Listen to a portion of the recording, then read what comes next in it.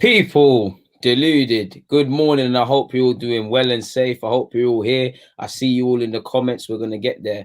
But I've got a special guest with me, an Arsenal fan, and even someone I will call a friend and someone I've known for a while now. Let me allow himself to introduce himself because he's big time now. I mean, he's at the Athletic and them thing there. He's going to be the Black David Ornstein and them sort of things. Hi guys, my name's Art de Roché. I know some of you might have seen me before with Deluded a few months ago, but obviously his channel's grown since then, so there might be a few new faces in the comments. So my name's Art de Roché. I just joined the Athletic as their Arsenal, another one of their Arsenal writers alongside James McNicholas and Amy Lawrence. Was at Football.London beforehand and writing for other websites before Football.London. But yeah, now with the Athletic and and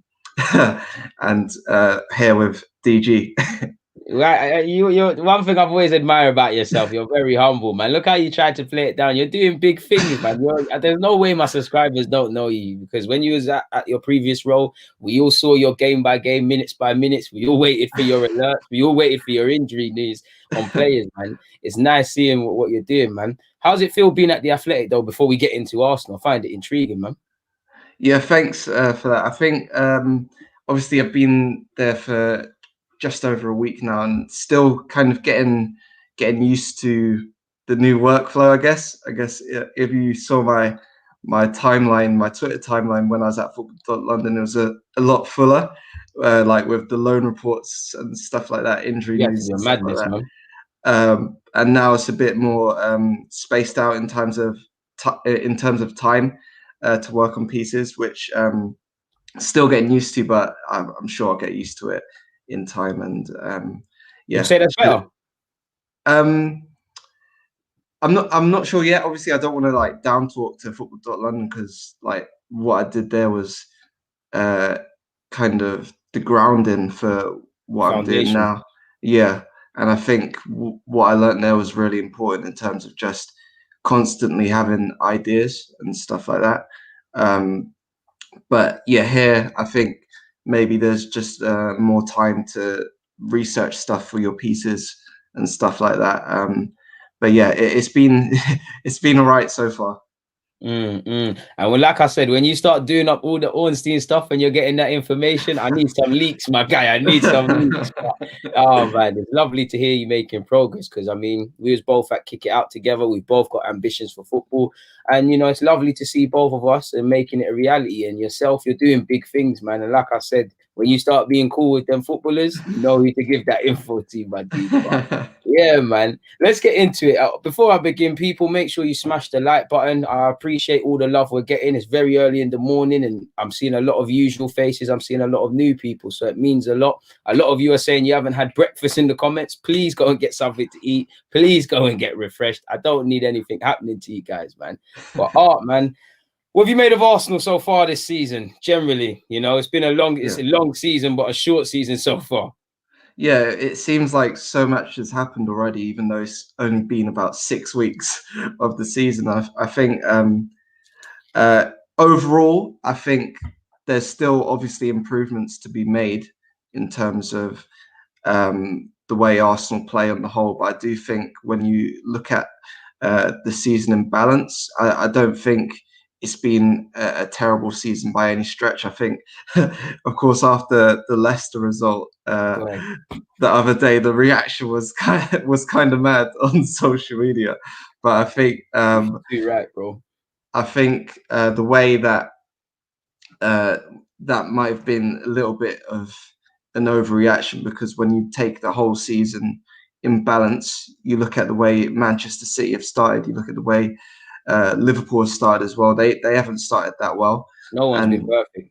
Yeah, exactly. So I think, and considering the circumstances everyone's had to face with COVID and everything, having that shortened pre-season and getting straight back into business, I think it's been an okay start to the season with positive signs in terms of Gabriel. I think he's been probably Arsenal's player of the season, but there are I think there are points to improve going forward. You mentioned points to improve. What points for you specifically do you want to see some improvement in? I think the way Arsenal move from the middle third of the pitch into the final third is something that needs to be worked on quite a bit. I think when you look at where Mikel Arteta improved the side last season, the first kind of the major priority was solidifying that defense, and he'd done that well, to be fair to him. But now it's just about finding ways to properly pull teams apart and carve them open, which was missing after the restart last season, and hasn't really been a feature of the game so far this season. And I think that's probably the biggest area for improvement for Mikel Arteta's Arsenal this season. Facts, man. You said it there. Arsenal. I think Arteta said a lot of things that the Arsenal fans fell in love with. Returning us back to our values, playing attacking football. I feel last season we definitely had signs of attacking football. We've all seen the 18 past 19 moves. In isolation they were great. We wanted to see a bit more, and I think you'd agree. We all thought, there's a blueprint there. We get a couple of players in the market, similar to how we had the defensive structure with Gabriel. We'd see an improvement. It hasn't quite been there. Now, for me, when I look at us in an attacking sense, I can't really see consistent patterns of play. And I don't think it's as white and black to suggest, you reintegrate Mesut Ozil, you sign an Aouar who isn't a 10, he's more of an 8, but he is a creative sort of man. I don't think that solves it in isolation. And it makes me want to ask you this. It's like, when I look at the defensive improvements and the mistakes we had in our play defensively, I'm more side with Arteta than the players, because I saw what he tried to introduce. Now, when I look at it from an attacking sense this season, as much as I admire Arteta and I want him to turn it around, I do think it's a case of the players need to pull it out, because none of them are performing other than Bukayo Saka, really, out of them attacking guys. But is it more the tactics? Is it more a lack of attacking patterns of play potentially in training? Not that we can comment on that, because the players need to pull it out, but they're good enough players and they are underperforming. Like I'm in Sunday League, I'm a fullback. I don't want to play against Pepe or Aubameyang. I wouldn't want to play against Lacazette. I wouldn't want to play against Willian. They might not necessarily, apart from Aubameyang and Saka, be the best in the Prem, but they still present issues. So do you think in an attacking sense, it's more Arteta than the players, or is it the players than Arteta sort of thing? I think for me personally, on one point, in terms of attacking patterns of play, I think the one that's been most evident is when Arsenal play with a back four and Granit Xhaka drops in between the left back and the centre back. I know it's not like an actual attacking move in terms of something that affects the final third, but it is something that allows the left back to bomb further forward, and that was.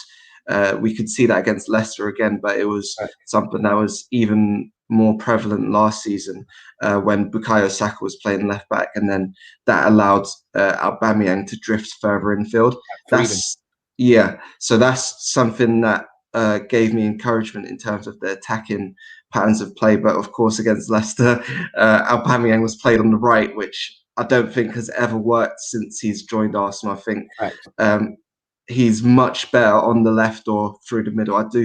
Everyone wants to see him through the middle more consistently. But can we add you to that list of people who want to see them? Can we get you a record saying you want to see him through the middle, Mr. Journalist? I think possibly, but I feel he's very valuable off the left as well. I think from there he can almost be forgotten about by defenders. Drifting in, and that's when he's going to be most dangerous. I think when the defenders forget that he's there and then he strikes. I think that's something that Arsenal can use, and then with an extra centre forward on, that can only help. But of course, the centre forward has to be scoring goals as well. That's it. Yeah. In terms of other attacking stuff, I do feel that from my personal standpoint, anyway, I would have preferred it if Arsenal went all out for Houssem Aouar rather than Thomas Partey in the market. I know. There's nothing wrong there, but I mean, I didn't think you, being the journalist that you are, would come out and drop that bombshell on my channel. I mean, why. There's nothing wrong with it. Yeah, I know. I'm not even trying to drop shade on Partey. Of course. He's an amazing player, and I think James McNicholas, Gunner blog on Twitter, wrote a great piece this week about Partey's. But basically, you watched Partey for the entire 90 minutes against Leicester, and he was always wanting the ball but wasn't receiving. And I think he was being bypassed consistently. Yeah, and I think that's something that needs to change, because he isn't just a defensive midfielder. He isn't a PMP player, pace and power. Yeah, for those aggression and all the other connotations. Yeah. But he has technical ability, so I think he is someone that needs to be targeted a bit more in that situation. But in terms of just what Arsenal needed, I do think that our lended himself a bit more to that, because yes, Arsenal have Danny Ceballos, who is more of a passer, but in Arteta's system, he's most useful as one of those number 8s. And just even though he's played as a number 10 under Unai Emery, even though he played there under Unai Emery, he didn't. That wasn't where Mikel Arteta wanted him. And I think with our, as you mentioned, he is still more of a number 8, but more so than Ceballos. He likes to link play and drift forward with the ball. I don't think that's something Ceballos does often enough. He does have decent dribbling ability, but I think Aouar is the player more so to drive forward and look for those passes, which could have made a real difference. And yeah, like I said before, I don't want to be throwing shade on Partey, because I do think, like, when not just me, but whenever someone makes a comment about a player, people may just think, oh, he just likes this player, and that's it. When it's not that. But yeah, it's not that. I just think that Aouar would have been a better fit in terms of what Arsenal needed. But that being said, again, I think Saka, like you said as well, has been Arsenal's probably most creative player this season, where he gives Arteta that tactical flexibility, and that's also something that is promising, I guess, with the side so far. And that's why, for me, like I said, it's the attacking sense. When it comes to our defending and our defensive outlook, I have more sympathy with Arteta, because more so last season, to a degree now, I see a better outlook defendingly, and I've seen players unable to concentrate for large periods. In an attacking sense, the players have to pull it out. You know, Aubameyang hasn't really, in the last 3 games, hasn't had too many shots in the league. That's on him. He needs to have shots. But again, I think the way we're playing doesn't get the best out of these players. We don't look for Aubameyang when he makes these runs. We don't look for Pepe, regardless of his inconsistencies. I feel if you was it to bring in Aouar, that's only half the job, because for him to thrive, he needs David Luiz to want to play these passes, which he normally is. He needs his fullbacks to run. He needs consistent movement into spaces for players that might not even get it, just so they can exploit such. I don't think we have that. And that's where, for me, unlike defensively, where I have more sympathy with Arteta, I'm actually looking to him more to improve us in an attacking sense, because arguably that's an easier job to do than the defense. And you've done the hard part. You've done something hard.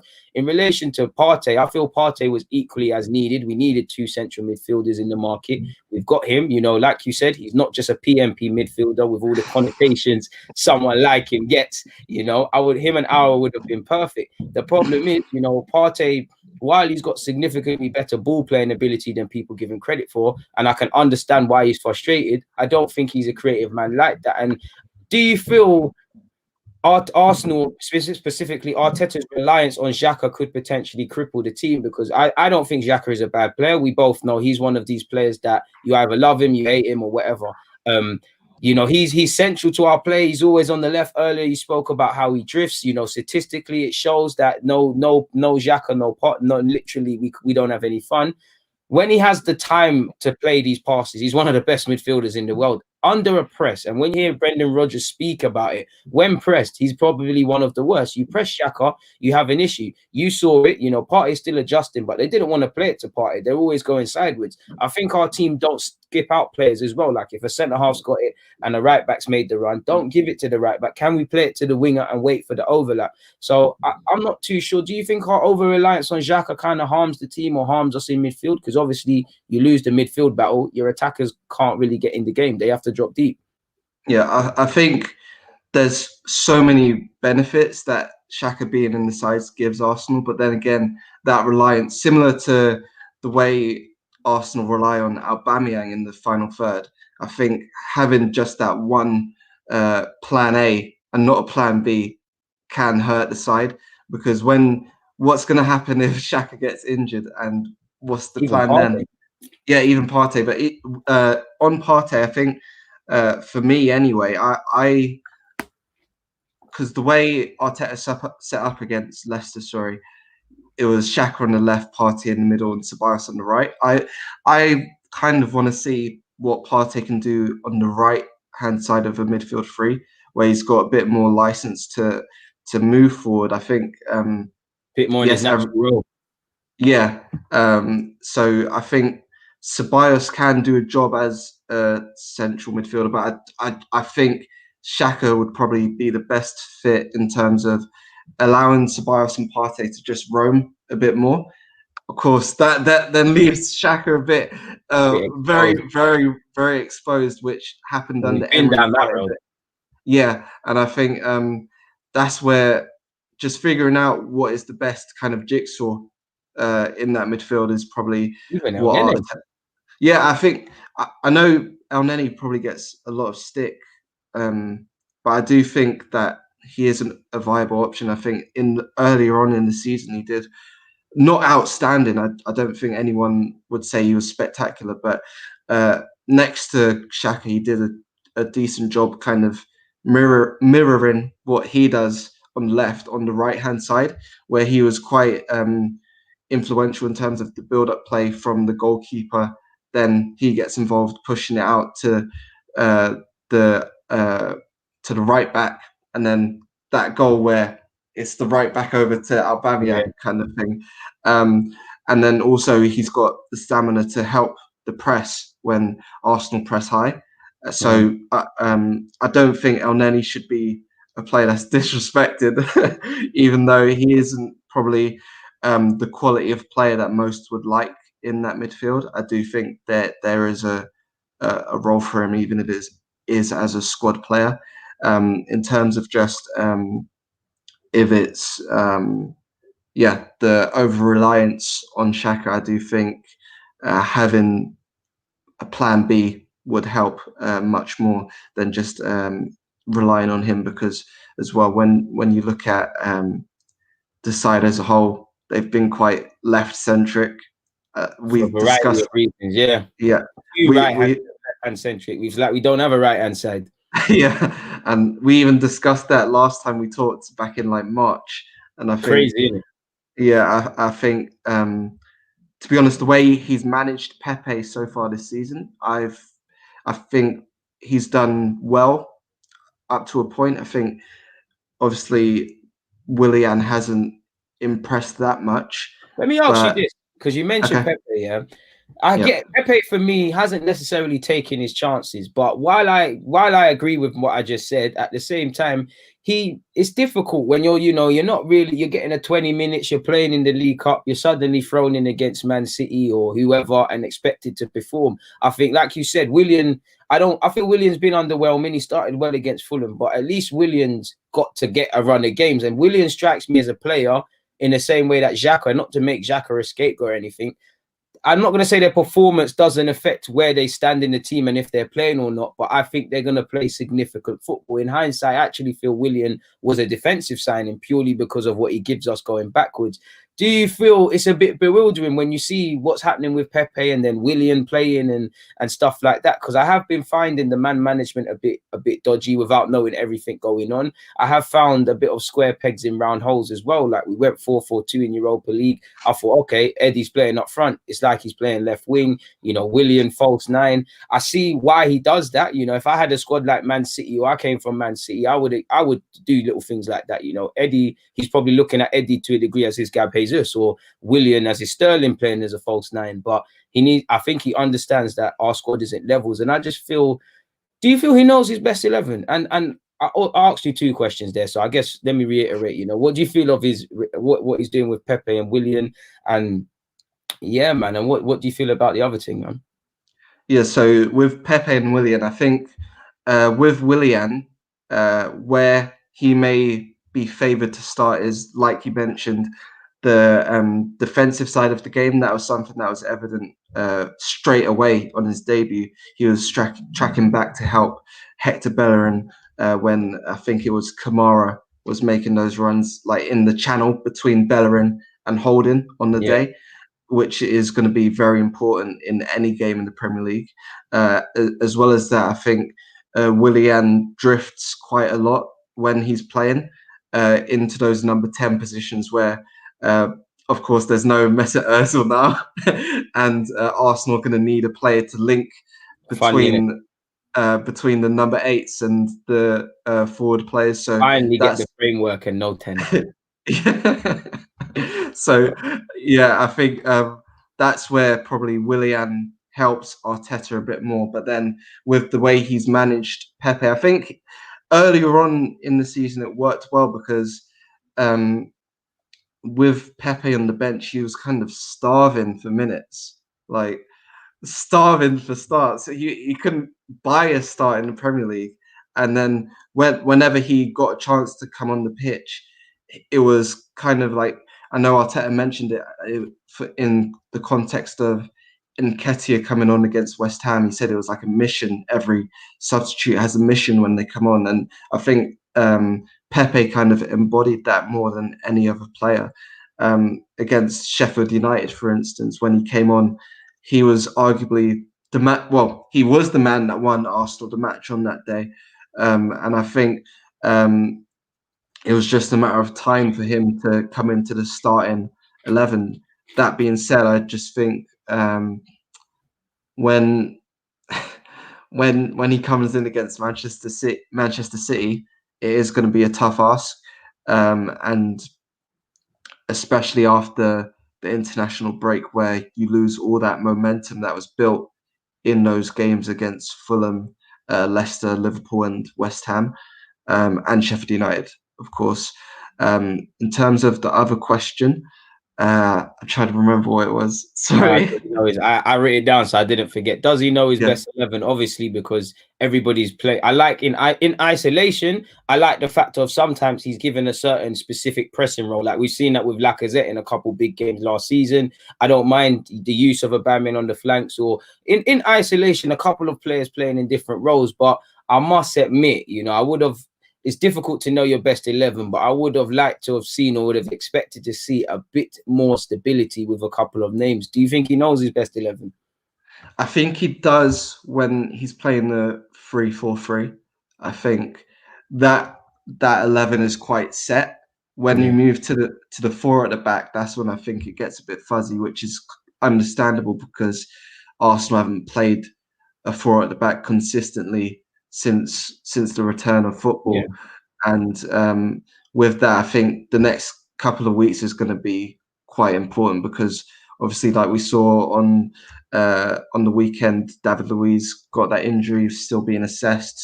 How long is he going to be out for? Then you've got to think of who comes in to replace him and how the shape of the team changes with that. Because yes, you've got Mustafi who could come in, but then it's the I'm going straight to a free. I'm not going to lie to you, my guy. With Luis, I'm going to a free. We're going Gabriel Mustafi, probably Kieran Tierney at left wing back. I mean, at centre back, and Maitland pulling over. So you've got Mustafi, but then there's understandable questions about his decision making. You've got Callum Chambers, who's been back in full training this month. Is he back now? Yeah, he's been back in full training. I'll put him ahead of Mustafi. So yeah, but he's lost a lot of rhythm. Little plug, but I wrote a piece about it this morning. No, don't shameless plug your thing, man. Tell the fans they're there to go for that article, bro. So tweeted it a couple hours ago, a piece about Arsenal centre back options, and I think Chambers was probably the man to step up in the next couple of weeks anyway, because Arsenal have 4 games in the space of 2 weeks, so he can't play every game. Mustafi can't play every game. I think the Europa League game tomorrow against Dundalk could be a good opportunity for him to just ease back into the side and then see what happens from there, because of course Rob Holding is approximately 3 weeks away from coming back. Pablo Mari still hasn't come back into full training. Wow. Saliba can't play in the Europa League. Neither can Socrates. So Arsenal have 8 centre backs, but that doesn't really mean anything right now. We're looking at El Nene in the back 3 again if worse comes to worse. Maybe, or even a Kolasinac, force it. Kolasinac, or even Kolasinac as a centre half. It's crazy. Yeah. So I think the shape of the team is gonna be interesting in the next couple of weeks. I think in terms of does he know his best 11 when it's a back 3? I think he does, but it's just about figuring that out when Arsenal move to a back 4. I think I agree with what you said. I think, in a back 3, I don't think he trusts. I don't think he trusts a lot of players. I don't think he trusts anybody wholeheartedly as a striker. I feel he likes Aubameyang and what he can bring to the table. But over a 38-game period, I don't think he's going with Aubameyang through the middle. Equally, I think he likes what Lacazette and Eddie bring, but he's not convinced with them. Why else would you try Willian as a 9? That 9 project ain't worked out. I don't think he's convinced on a number 9. I don't think he's convinced on our ability to defend. I think with Partey, potentially, Partey's only one man, but the handbrake kind of comes up. But I think he's too afraid right now of how we defend, because you could even see we was 4 at the back, but as you mentioned earlier, Xhaka is sitting when the 2 fullbacks come back. In theory, that's a 5 at the back almost sort of thing. And I think it's got to the point where I understand and I sympathize with him, but he has to remember in the Premier League, the best form of attack within reason is to attack. Leicester only gave Man City problems because they started to attack. Leicester in the first half, in hindsight, lovely game management, but we started to lose the game when they started to unlock the picks and have a bit more of a goal. Leeds against Man City, where they had Pep Guardiola making defensive choices, substitutes. When have we seen that? Because they're attacking. So I think it's beginning to harm him, and that's why I want to see a bit more of an attacking play. I want to ask you about Saliba, but this question's been up here for a while. When are you going to make the membership Carter stage? Forgive me, I had the notes that you lot said. I lost all the notes. I have a new notebook. I lost my old notebook in the gym, people. So all of the features you said you want on my membership page, please hit me up again with them. I've written some down that I can remember, but I can't remember all of them. But yeah, man, we mentioned Saliba. We know it's irrelevant for the Europa League. Probably naive to assume he's in contention to play at Old Trafford. We've seen Mavropanos thrown in there, different circumstances. But then, do you think his chance is coming? Because I'm starting to believe it's coming. I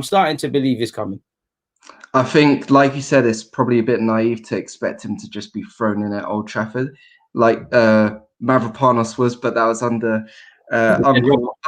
Uncle Arsene. And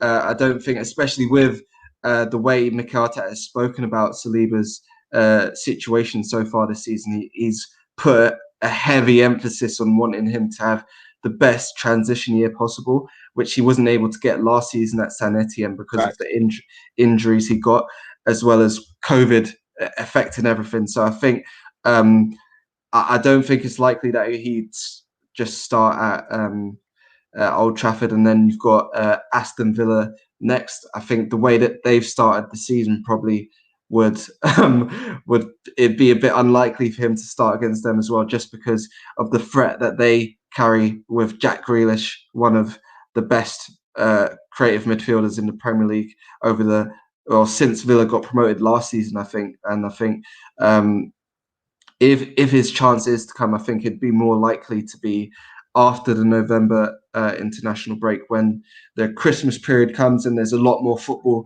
to be played, where rotation is going to be needed. And that's something as well that I think Mikel Arteta probably needs to maybe improve is the right word, in terms of just rotating his squad a bit more. We saw it last season in the Europa League. He in the first leg against Olympiacos, there was hardly any rotation, and they only got a 1-0 win. So then he was forced to play and then he was forced to play a strong side again in the second leg, where you go to extra time and everyone's knackered, and that's what happens. Mistakes start to creep in. Yeah, and then again last week in the Europa League, a very strong side, but then you're forced to rely upon Aubameyang again, and Bellerin off the bench, you know. Yeah, and then they have to play another full 90 minutes on the Sunday, and you're just relying on players too much. I think, of course, they're professionals, so you expect them to be their fitness levels to be high. But if you're asking anybody to come through the way 2020 has been, with such a condensed schedule, I think any player's going to struggle with that, and I don't think it's wise to rely on them so often. I think rotation is probably needed a bit more in the Europa League, where you can give Emil Smith-Rowe, Reece Nelson, Joe Willock chances to play and prove themselves, like the way Saka did, Martinelli did last season under Emery. Maitland and Eddie to a slight degree. Yeah, exactly. So those are my views on that, I guess. I mean, for me with Saliba, you know, I agree with you. You know, we've got to wrap him up in cotton wool. You of all people know yourself, you know, in football nowadays, everything is very reactive. Everything's hyper sensationalized. You know, the best thing since sliced bread is the worst thing in the world the next day. You know, it's up and down. And when you've got a player like Saliba, where me and you were watching him near enough week in, week out, we could see he's a good player, but there's evident mistakes and an element of rawness in his game. I can understand it. For me, I know I don't want to speak on it, but there's some issues regarding his personal life and things. I just feel there's got to be away from that. There's got to have been some, because there's been a complete 360. You don't go from, you know, showing him getting on the planes, the way Arteta was speaking about him, to this whole, you know, he's speaking about him like he's some 18-year-old coming through our academy and he's nervous, which I get it. He's a young man. I think a lot of it is psychological, but there's got to have been something, even into the great degree where it might not be interlinked, but Mustafi is offered allegedly a new deal. You know, Mustafi is, you're deeming Mustafi can play ahead of Saliba if required this season. So I think he's concerned about Saliba, but I don't mind if he doesn't think Saliba is ready, doesn't think he's ready. Same way, I don't think Saliba can do much worse than repeat offenders season in, season out, regardless of their form. I think he would fare better if it was a thing where you're saying go on partner Gabriel in a 4-4-2 at Old Trafford. I think he'll struggle. He would improve, but I think we could get away with Saliba in the back three. And I think Saliba needs to fail fast. At the same time, you've got to show in training something to play. But I am getting, it's not the same, but I'm getting vibes of Rob Holding and Mavropanos, in the sense of when Mavropanos admittedly played against United, I saw potential. But if you remember, he had a tough game against Palace. He had a tough game away to Watford. I could see why he wasn't thrown in. Rob Holding had some good games. He goes through good spells. Equally, he's had some terrible games. But they were both kind of starved of first team football. I remember you would agree. Like, we were both always wondering, why aren't they involved? Why aren't they playing this and that? And it gives the Saliba vibe. And I get it. But at the same time, I don't think there's any substitute for first team minutes and first team football. Like, I mean, I can't lie. I played the minute in Football Manager when Saliba came back from his loan period. It was a tough 5 games for him. But now he's in the French squad and them teams there. So, like, I just let certain man fail fast, really, you know. Maybe we're getting to the point where the possibility of Xhaka might be a possibility. And one sec, we've got a comment that's thrown me off. Deluded looks like a mix of Ever and Robinho. I mean, I've heard Bourgeois, I've heard Errol Spence, I've heard just about everyone, man. The POP hold it down guy, where I want to fight whoever said that. They're killing me, man. They're killing me. Without, you're killing me. So such a wavy name, killing me. Ever Robinho, I take that. Not Robinho after what's been happening in current days, if you type his name in. But I'll take the Evra. We was both left backs and whatnot. You're a funny guy. I might make you a mod for that, man. He's killing me. He's killing me. And he's thrown me off. But we might as well move on. We've spoken about Saliba. We might as well keep up the theme with young players, my guy. Now, I'm not Saka, not Martinelli. They've taken their chances. I want to speak about what's your opinions on Eddie, Nelson, Emil, and Joe, because I think they're at a crossroads. It's not, in the sense of their career's not going to be over, but they kind of need to start showing something, or this cycle of being part of the squad but not being part of the squad, barely playing Europa. Sometimes for some of you, not even getting proper League Cup minutes. It can't sustain. You're not going to improve. So, what's your feelings on them? Yeah, I think in terms of all of them, Eddie's probably the one who is getting the best chances. That's taking his chance best, I think. When you look at the way his Leeds loan went last season, one of the main things Bielsa was saying about him was he was making runs for himself rather than the team, and that's why Patrick Bamford was starting at the time. Sorry. I know. Hey, if you know about that one, you've been doing some beaky things. Like, we're not going to talk about real man. I mean, if you know about it. And then, since he's returned in January, I think he's given Lacazette a real fight in terms of starting regularly. With the way Lacazette was going last season, even though he wasn't scoring, he was still in the side because of the other things he offered. And I think Eddie stepped up to that plate quite well in terms of improving his all-round game with his link-up and hold-up play. He's improved. He's not amazing, I'd say, but it's something he's improved at. When he left. Yeah, exactly. With the others, that's an interesting one because they all played for the under-23s against Manchester United when Arsenal. The first team were travelling to City, right? Yeah, exactly. And I asked Arteta about that before the Europa League game last week, and he said that they were all positive about that approach. And then, for me personally, I thought they would get minutes against Rapid Vienna. Maybe like the Europa League, the under-23s game would be almost like a warm-up for them to get a bit more rhythm before stuff. Yeah, but they didn't play, and I found that to be quite weird because why not play them?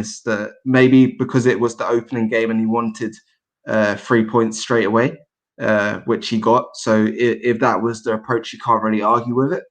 But now that we're going to get into the latter stages, well, not yet, but we're kind of advancing into the group stages. I think those three, Nelson, Smith Rowe, and Willock, should get more minutes because I think with Smith Rowe in particular, he's the one that can give Arsenal what they're lacking in terms of the creativity because he can play both exactly. He can play both as a number 10, as a number 8, and drive. Yeah, exactly. And he can travel with the ball. He can finish. He can find the pass that's needed as well. And I think he's of those three, the player that can make the difference quickest. But then you've got to factor in as well that shoulder injury he had at the start of the season. So that might be why he might be eased in a bit slower. With Nelson, again, he's one that I think should have got some opportunities in the Europa League, should get opportunities in the Europa League, I think. Sorry. In terms of what Arsenal have going forward, he can offer something similar to what Willian can in terms of being able to play off the right and the left, but also drift into those more central areas where he impressed a lot when he was in the under-23s, and he hasn't had a chance to do similar since he's been brought to the first team in terms of getting in those central areas. And I think that's something that's an area where he should be given a chance to kind of prove what he can do there at senior level. With Willock as well, I think Europa League again, a good chance for him. I think he can almost learn from Thomas Partey. Of course, they're not the same. They're not the same type of midfielder, but in terms of what Partey offers with traveling with the ball, but also decision making in terms of what passes to make from deep. I think that's something Willock can improve on when. Do you think, sorry to cut you off, but you mentioned Partey, and that's a great example. I get what you mean, and obviously not like for like, but I also see Joe Willock long term as being someone that can fight for a spot in the pivot, just downright someone that is better in the pivot. I know in the academy, ironically, he played further forward, but I know under Arsene Wenger, I remember when he got his chances in Europa, I was pleasantly surprised by the other elements of his game. I think he's better when he sees the game in front of him, rather it being in the channels, getting it on the half turn. Because I don't think his decision making is good enough. Yes, that can be improved, but he's a bit too raw. Do you think Arteta, and with all due respect to Arteta, do you think Arteta is potentially using him in the wrong way or trying to make him into a player when he could thrive more as a pivot sort of man rather than a creative hub of the team? I think in terms of the way Arteta views him, he has spoken openly about thinking Joe Willock can play as a number 10. When you look at that, though, I think it's the structure around the number 10 that helps Willock when he plays there under Arteta, because when you see the way he was used there under Emery, it was very, it was much more the case. He's a box-to-box midfielder.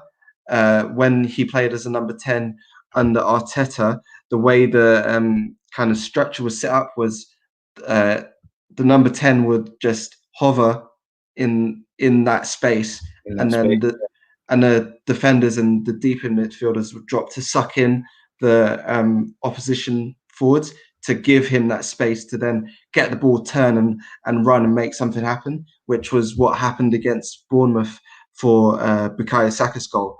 And then, so there is probably scope for him there. But for me personally, I do think he's more natural in that more box-to-box role where he can pick up the ball from deep and drive forward. And then also, like you said, I think he's quite lean and quite lanky. But gangly in it, can get around, drive. I think the box is his, man. Yeah, so he's quite lanky, but he's almost deceptively strong. Very good. Filled out a bit. Yeah, and I think he does well in those midfield battles with that. So I think, in terms of where I see him more as a box-to-box option in the future. True, but most important question, and this will decide if you really are meaning what you're saying. How many of these young players made it for you in your Football Manager save? So, and I'm talking actual first team options, not still with loaning them out and all them things. Yeah, okay. So I'm in 2025. Smith Rowe is my number 10. So Smith Rowe is my number 10. Trying to think. Saliba's still there. I don't know if he counts in this. Eddie's still there. No, Eddie's still there, but he's my second option striker to Sebastiano Esposito from Inter. I saw both of them for PSG. Yeah. I literally just sold Willock in 2025 for like 60 million because I've got our Maitland-Niles is being played as a central midfielder. I got Buendia, Benassia as well. I brought back. I just had so many players and names, man. Real disciple of Arsene. Yeah. Who else is there? Who else did you mention?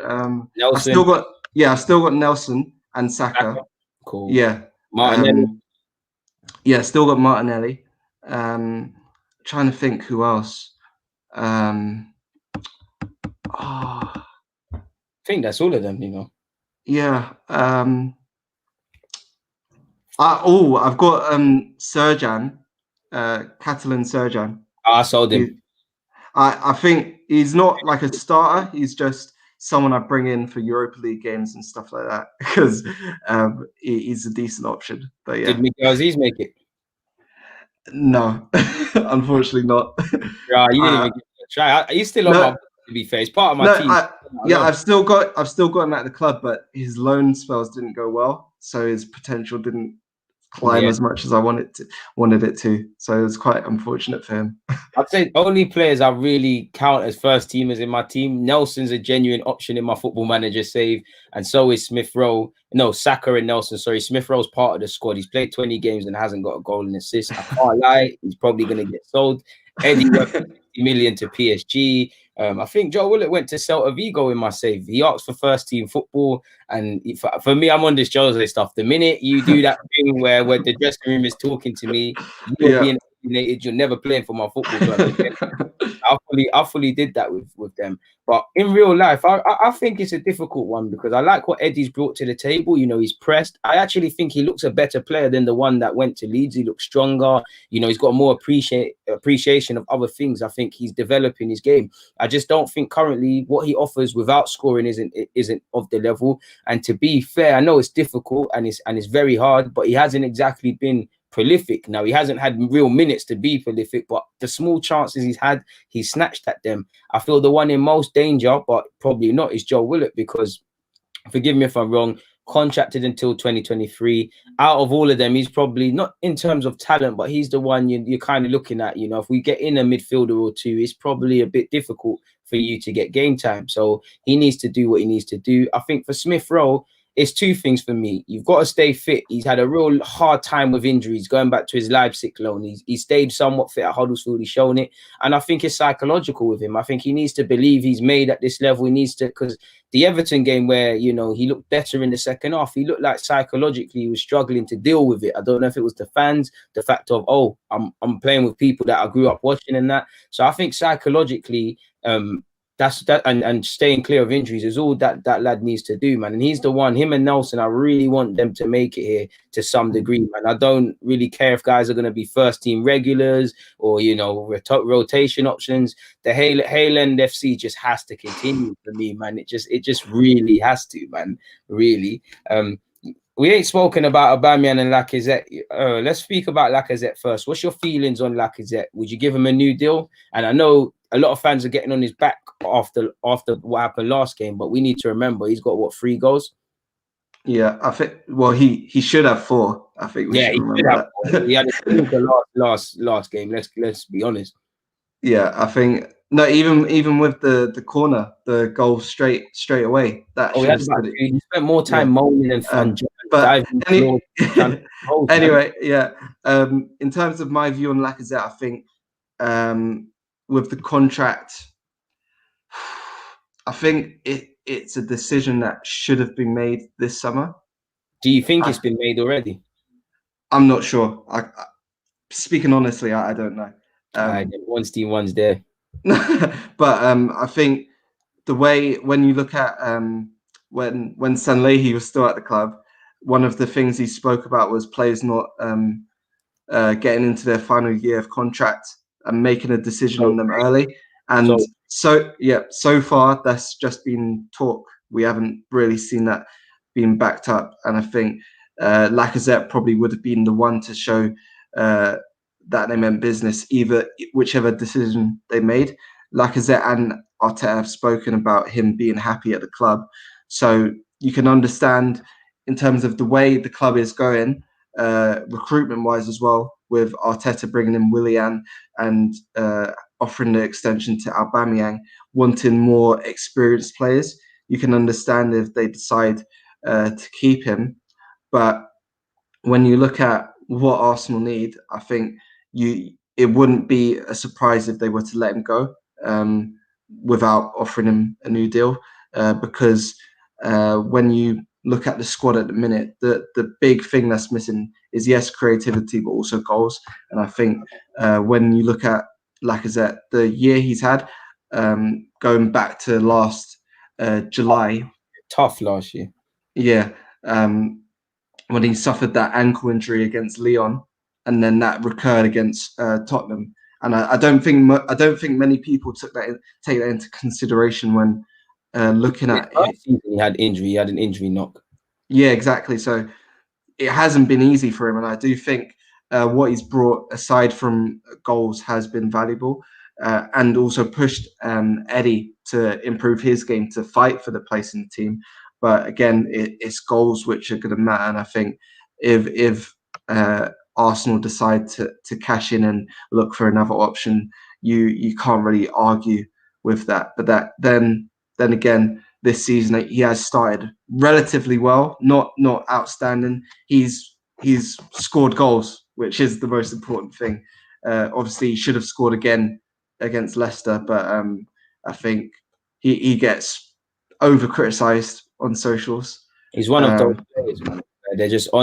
People are just onto him. Like for me with Lacazette, I think Lacazette is a squad player, he's a rotation option. You know, big games he's 9 times out of 10 up for. I just think he's not a player you can rely upon. His goal record don't show that. You know, like I said, go on. I think this might sound crazy, okay, but when you look at Drogba when he was at Chelsea, I know he was. No, I'm not trying to compare him. I'm not trying to compare him. All right, cool. Let me hear you out. Let me hear you out. When Drogba was at Chelsea, he was not top scorer throughout the league every season he was at Chelsea. He was a guy that was there for the big matches, like you said. And yes, he would bully teams when needed, but he wasn't a guy that was scoring every single week. And I think if he was playing in today's kind of age, he'd probably get a lot more flack. I'm not trying to say Lacazette is levels to Drogba because he isn't. Please people don't think I'm saying that. And that's what I mean. I feel Lacazette, like Adam said, 50 mil for a rotation player. Well, people have spent a lot more. Lacazette has been a good player for us, but he has underwhelmed. First and foremost, yeah, he hasn't scored 20 league goals. If he was able to score 20 league goals, I don't think Aubameyang is brought in 6 months later or so. So why he's a good player, he has hot and cold moments. There's that.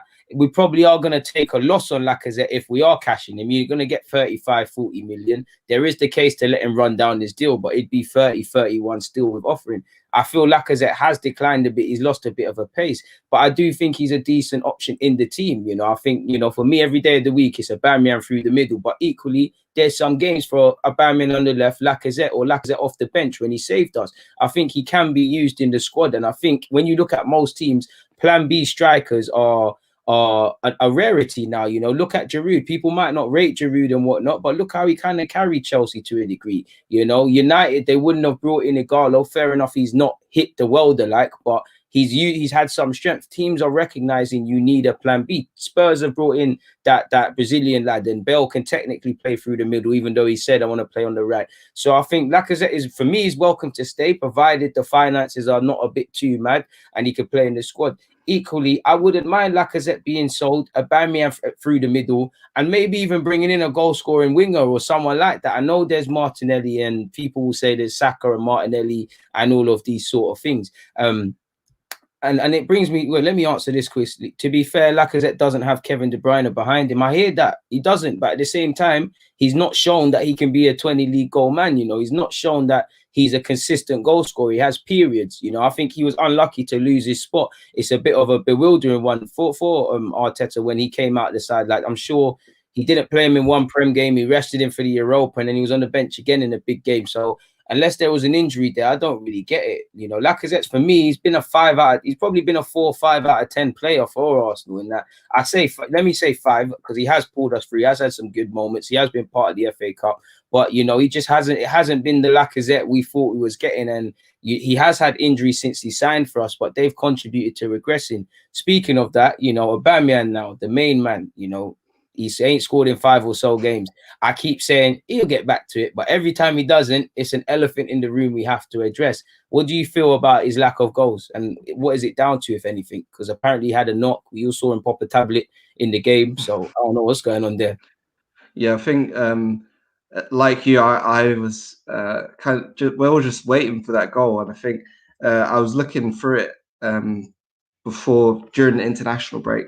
And since joining Arsenal, he hadn't gone 4 games or more without scoring, and now he's on 5 games. So it's like, well, when you count league, obviously he scored in the Europa League. I think playing him off the right didn't help at all. I think it sounds harsh, but he's quite ineffective when he's played off the right. I just think he doesn't look to get into the game from there, and predictable.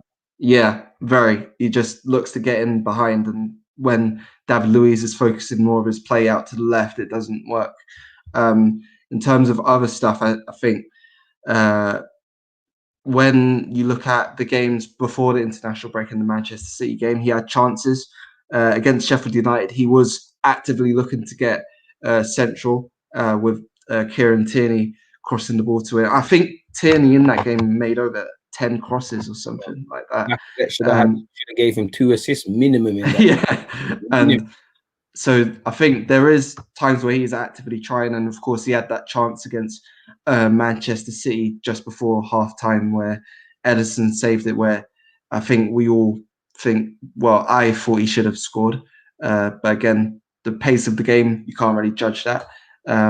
So I think it's just a matter of time, I feel. I don't think there's anything too deep into it.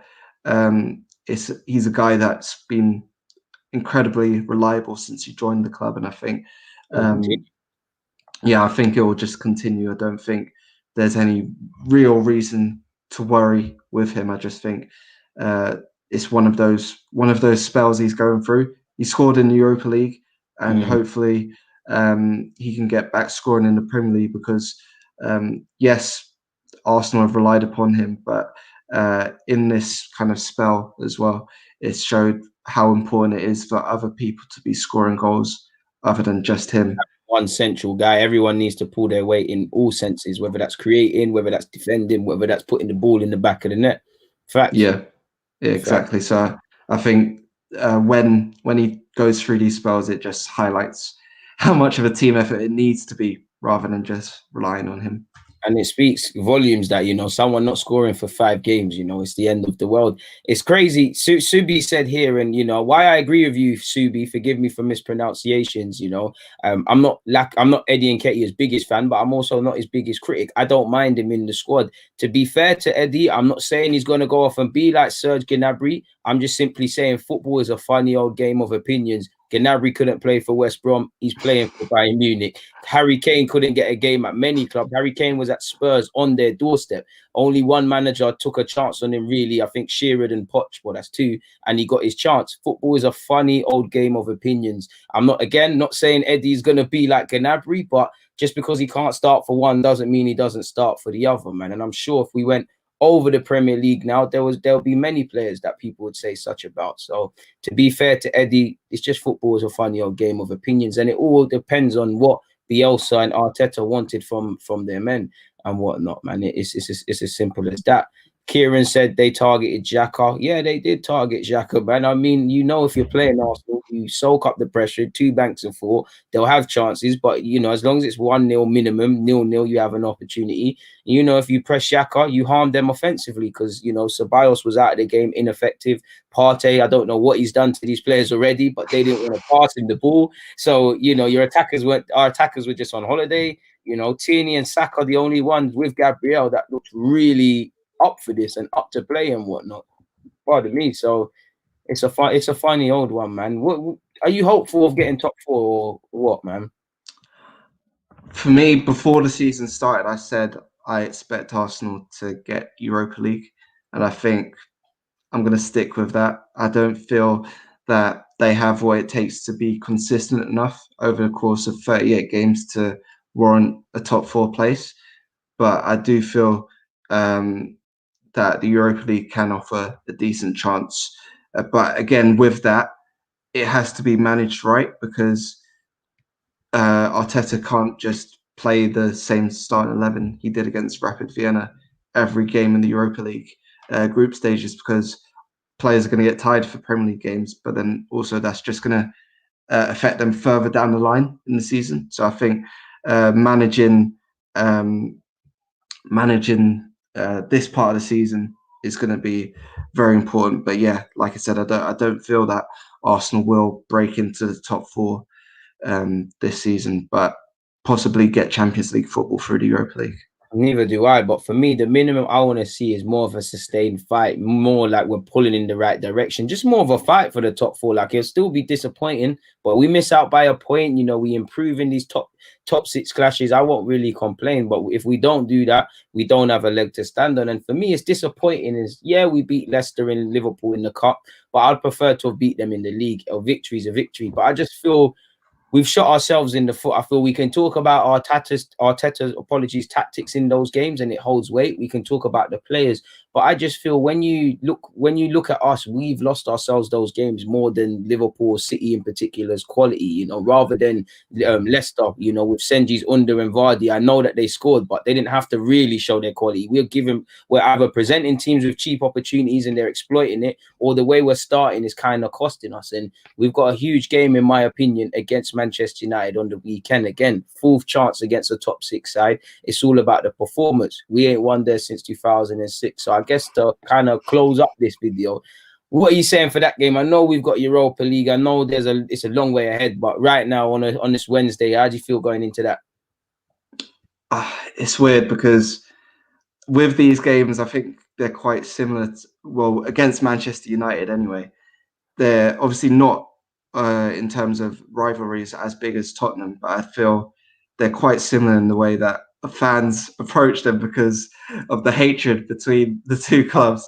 And I think timelines are madness. Yeah, and I think going into them, I'm always relatively confident, but then like an hour before kickoff, I'm just nervous. And I think for Arsenal going into this one, I feel there should be a chance to go at United, because when you look at the way Ole Gunnar Solskjaer's played this season, it's kind of similar to Arteta in the way, does he know his best 11? Paul Pogba's not starting games, Donny van de Beek's not starting games, and then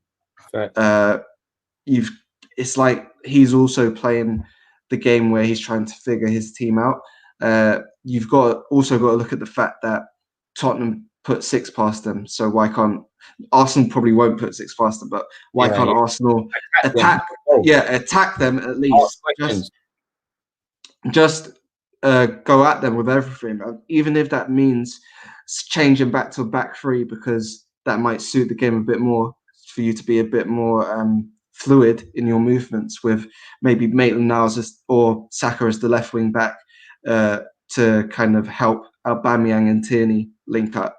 I think, why not? That should be a game that Arteta goes to attack, and I feel if he does that, Arsenal will have a decent chance, because United, like many other teams this season, have been quite inconsistent, and I think it's going to be a game where Arsenal can go there and try to get 3 points, rather than hoping to sit back and then hit them on the counter. That's the thing. Respect them too much, man. Yeah. Oh, I hope we get something. I've got a donation. Thank you very much, Devil's Delight, for that tenor. Your name, I've told you before, that name needs to change. I don't know for that. But you said, how did the amateur side do at the weekend, DG? Hope you're well. Well, unfortunately, we're out of the cup. We battled, 2-1, Division 6 side versus the Division 2 side. Keeper let us down a bit on a free kick. We missed it. We had our regular striker. The ball sat up to him in the box. I've seen him score it 10 times. One time he choked. So we're out of the cup, but we're still in other cups. But in relation to the London Cup, we lost, man. But congratulations to AFC Rose, man. But it was disappointing, man. Disappointing. We had a chance to kill the game, get back in it as well. That's the thing about our team, bro. We start off well. Like many teams, I don't think there's teams that can have us. It's just our game management. We need to improve at set pieces. We need to kill games. And we need to improve the head loss. Like, there's a lot of players that lose their head in our team, man. But it's all passion, man. But it's unfortunate. We've got an away game, I believe, against a team called like Oslo or something in Hendon. So one of the first away games of the season. So let's see what's happening, man. Sunday, Gazy, I'm playing away from home. Man United are playing Arsenal away from home. It could be a weekend again, really.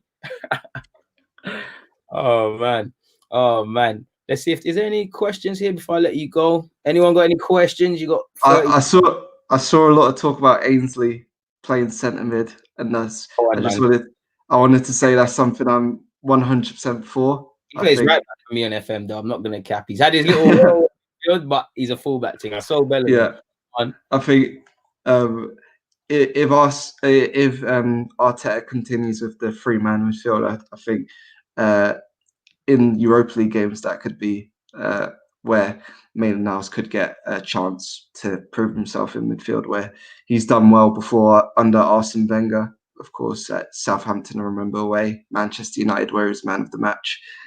So yeah, just wanted to say something on that quickly. Now's propaganda is a big one. I mean, I've spoken of him very, very highly, but as much as I want that to be a thing, there's got to be a reason as to why he's reluctant to play him. I don't know if there is, but you know, he's spoken of him being able to play a number of midfield roles, but he hasn't given him a look. So we'll have to see what happens, man. But before I let you go, plug yourself, man. You know, you're all that the Athletic and stuff. Let them know where to find you and whatnot, people, man. All right. So I'm most active on Twitter at Art de Roché. So hopefully my name's somewhere there. It's just that. Yeah. So it's just that on Twitter. So if you want to follow me, you can. I mean, I tweet a lot of stupidness as well, bunch of dumb memes and stuff. So if you're interested in that, you can see that as well. Don't try to take myself too seriously on there. But yeah, there's Arsenal content as well when it's there, and hopefully you guys enjoy that. And yeah, that's me.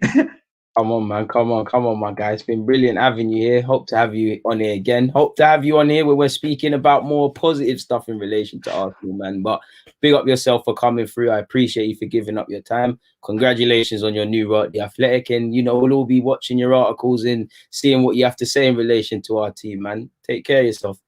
No doubt. Thanks for having me.